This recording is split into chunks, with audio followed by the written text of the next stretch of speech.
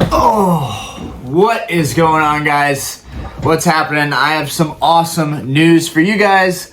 A sweet new pickup. I said that I was gonna try and not spend any money on cards lately. You guys know that's kind of difficult for me, but I think I did a really strategic thing here. I think it's gonna work out. So the other day I spent like 20 bucks over at my local shop, and I actually got a Skeledirge and a Houndoom and 2 full arts that I ended up auctioning up on eBay. That's another thing. I am starting to do penny auctions on eBay again, so I'm going to be listing a lot of cards. And this lot is actually going to be, the lot that I'm about to talk to you guys about is going to be on eBay. It's on eBay right now as we speak. But anyways, I decided, my sister came in town. We had to go to the bar to meet them. So, we ended up going to this card shop on the way there, and I was going to check out what they had. Anyways, I saw these great cards. I thought about it. I saw the potential for grading. I saw the potential with the market being hot, and I was like, you know what, let's go ahead and pick these up. And it worked out an insane deal with one of the owners. So I've been shopping there for a couple years now, and I've spent probably a couple grand there just on like modern cheap singles, which is saying something because it's modern and it's a lot more affordable. So if you're spending thousands of dollars on that, and I did that to work on binders and complete sets, but they had all these awesome cards in there, and I could not help myself. Honestly, these have such a great potential for grading. You guys are about to see that. I'm going to clip you guys in here in a minute, and we're going to go into a different POV just because I'm kind of liking the POV and just focusing on the cards themselves and how I'm looking at them and what I think stylistically about them. But I paid $340 for this stack right here, and I auctioned off most of it. I ended up keeping the Magikarp, which is in the thumbnail, so you already know that that's a part of this video, but this Magikarp is stunning. It is an awesome card, and I'm a fan.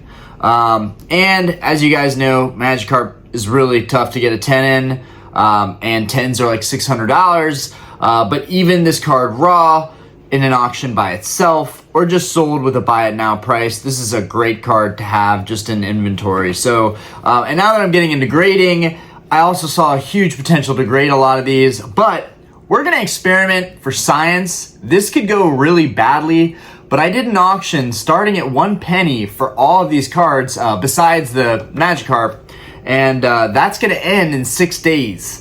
So it's going to be kind of interesting. I am playing on the hype of the market right now and the fact that it is Christmas time. So I'm thinking that someone is going to end up dropping at least the TCG player market value on all of these singles because they're good singles too. We got illustration rares, secret illustration rares, special illustration rares. I forget what they're calling those. Special illustration rares. A lot of good stuff. Good mix. 21 cards total in the auction. But I'm excited about it because I haven't really done an auction like this ever before. I've auctioned off nice cards. I do a bunch of cheap card auctions that just are fun. They get my credibility up. They get my feedback up on eBay. And I miss using eBay. It's just very time consuming. And so when I am doing listings on eBay, I have to get into like a groove of like, all right, I'm gonna sit here with my music.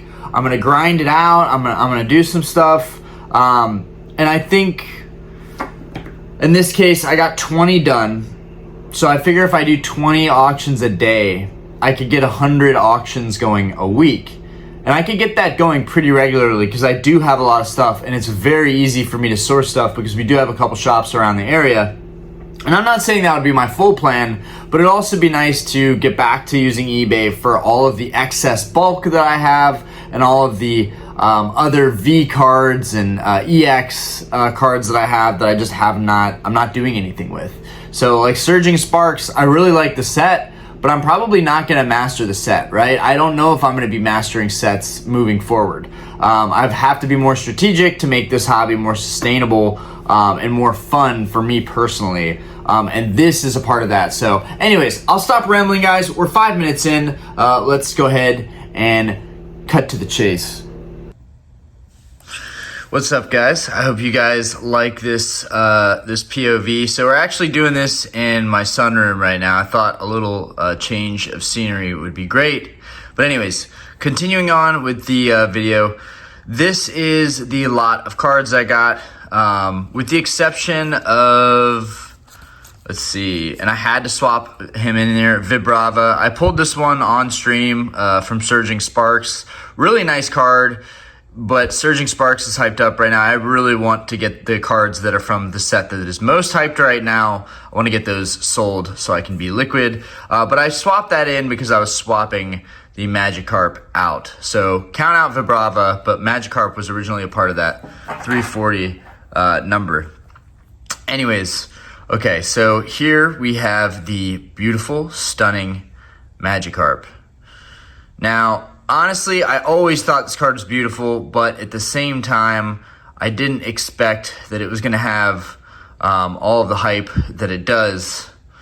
I mean, I know it's harder to get this thing in a 10 than a lot of the other illustrations, but still, sorry, my camera's trying to figure out how it's going to focus in on that. But absolutely gorgeous artwork. One of my favorite things about the artwork is that you see the Gyarados in the background. This is beautiful how the light can hit this and shine on the water. Really a unique artwork and very, very reminiscent of Giratina for good reason.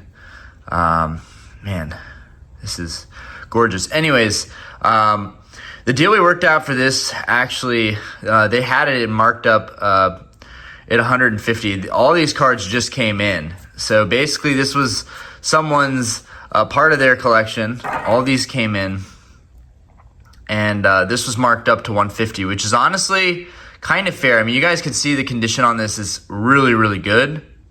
Let's turn this over. I mean, it's stupid clean. So I'm either going to send this in for grading or just sell it separately, and it's going to do well. So that's a big chunk. That's half of the money I spent right there coming back. This guy is absolutely beautiful. Stellar Crown was a set that I really wasn't interested in. But man, if you're going to get a card out of Stellar Crown that is the chase, I think it would be Squirtle. This card is absolutely, or no, the Terrapagos. I didn't realize that thing was so hyped up in a 10. But I also don't really like that Pokemon that much. Squirtle, I mean, just tugs on the heartstrings of everybody in this hobby. It's absolutely incredible. Beautiful artwork with the splash in the air. I mean, yeah, I'll give it to Modern. I mean, the artwork is, some of it is exceptionally and exceeds anything we ever had in the vintage era, but that's not the point. This is still, I can find this card again and again. There's a lot of vintage Squirtles that you are never going to find out in the wild. Nonetheless, this card is about $50 right now, $40, $50. This one's really well centered, definitely gradable. Definitely should have also taken this one out of the lot, but I had to have some cards that would really sell this lot on eBay. But yeah, this one's stupid clean, well centered. So yeah, that was really, really nice. So these up here are probably gonna be my favorite cards from the set. That's why I'm kind of going over them first. It's no coincidence that they're also the highest value cards. But nah, Tinkaton is my boy. Okay, hold on. Okay, we got the Latios, okay? Latios and Latias, a lot of hype with Surging Sparks. So this is a gorgeous card. I think right now I'm making a mistake selling this card so early. I do wish I could hold on to these, but we just had our newborn, and we are right now in the process of looking to move into our second home, which has been kind of difficult trying to find homes that worked for us. But either way, we're in a really good position, and I don't want to screw that up and dive full on back into collecting when I already have a great collection. I was going to make a video going over my vintage collection again, like this, like high def, up close POV. But we'll do that on another day because I think this is cool, and I want to keep you guys updated with the kind of stuff that I'm doing that's allowing me to sustainably collect in this hobby. And I haven't done something like this in a while. But yeah, this view is absolutely incredible. I might even have to say that I'm starting to like this card now more than the Latias. Texture-wise, of course, the Latias is better. But what I like about the Latios is that he's serious, and he's got that serious, aggressive pose. The Latias is a little bit more playful and has like a smile on his face. So I don't know. This is the one for me, honestly. Very reminiscent of like the Groudon from Paradox Rift, like with him being near the ocean and all. Like I just think it's awesome.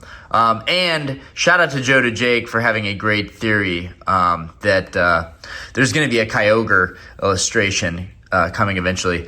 Okay, so the Carmine is like a $70 card. It is not cheap. Definitely worked with me on the Carmine. Basically did 50% off of TCG on these. So I don't see how I could possibly lose even throwing it up for auction. But that was my way of kind of giving back. I've realized that it's worked really well at our bar. Like we've started running really dirt cheap specials on stuff, and the community has responded really, really well to it. And so I think I do the same thing with eBay, trying to do cheap 1 penny auctions. You guys can see this thing is minty. This is the auction that's up right now. All of these. Like, I do not want to let some of these go. But I would put the other ones down here that are my lesser favorite. But these, definitely top 3. The Squirtle, Magikarp, the Latios. Okay, Iron Crown EX. Beautiful card. Like, I love the pink tree.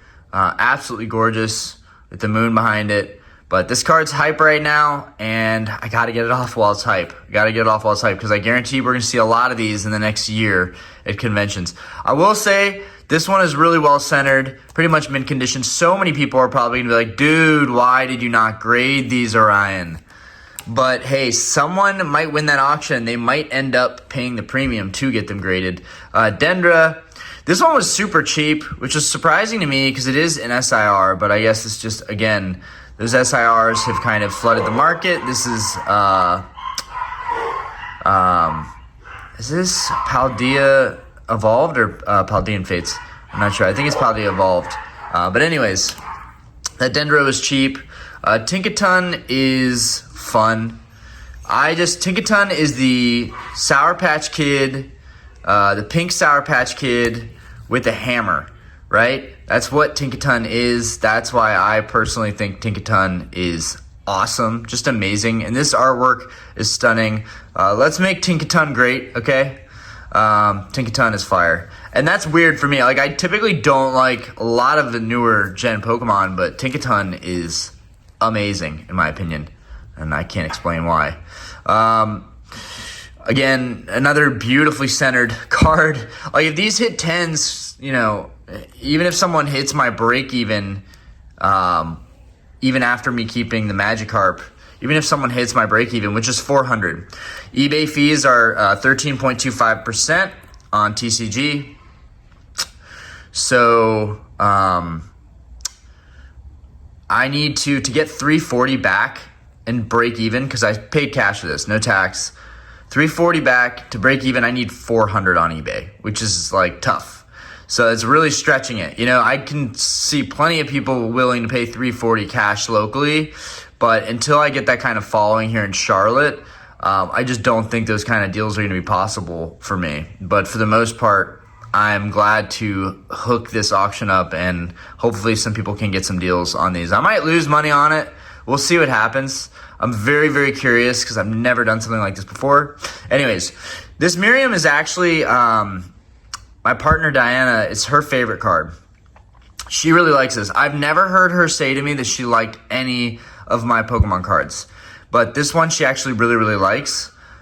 This is Scarlet Violet base SIR. This thing was really, really, really hype when the set first came out. You really wanted to pull Miriam. Even I wanted to pull Miriam, and I don't even like waifu, guys. I don't like waifu at all. But yeah, this was like a $50 to $80 card. It was like 80, and then it dropped to 50, and that was raw. And then it dropped, 30, and now we're in like the $20 area. I think that this one should be given a value of at least 30. or 40, just because this is so well centered. There's no wear at all in the back. I did really, really good hand picking these guys. I'm not just picking up cards at the shop anymore. I am hand sifting through the best of the best. Really, really like this Lanazade. I had said this was one of my favorite cards in all of Twilight Masquerade. The Lanazade is absolutely incredible, but it just wasn't a big enough card that I felt like I could keep it. I had to justify the auction running to at least 400 with enough of these nicer cards, and Lanazade is no exception. I mean, this one is clean, well-centered, but my favorite thing about Lanazade is, one, the scenery is beautiful. The style of the SIR with the sparkle with the scenery is really, really nice. It's just a really colorful card. I don't care for characters, but that Corphish in there is absolutely sick. I like Corphish a lot. Anyways, next we have Chen Pao. I don't care for Chen Pao. I don't really like this Pokemon all that much. The art itself is beautiful. I'm just not a huge fan of this Pokemon overall. There are two of these. They are really, really well centered. In fact, I'm going to stack these cards up right here and just get them out of the way. Really, really nice though. I hope the camera can pick up how clean these are. Hopefully you guys can see that.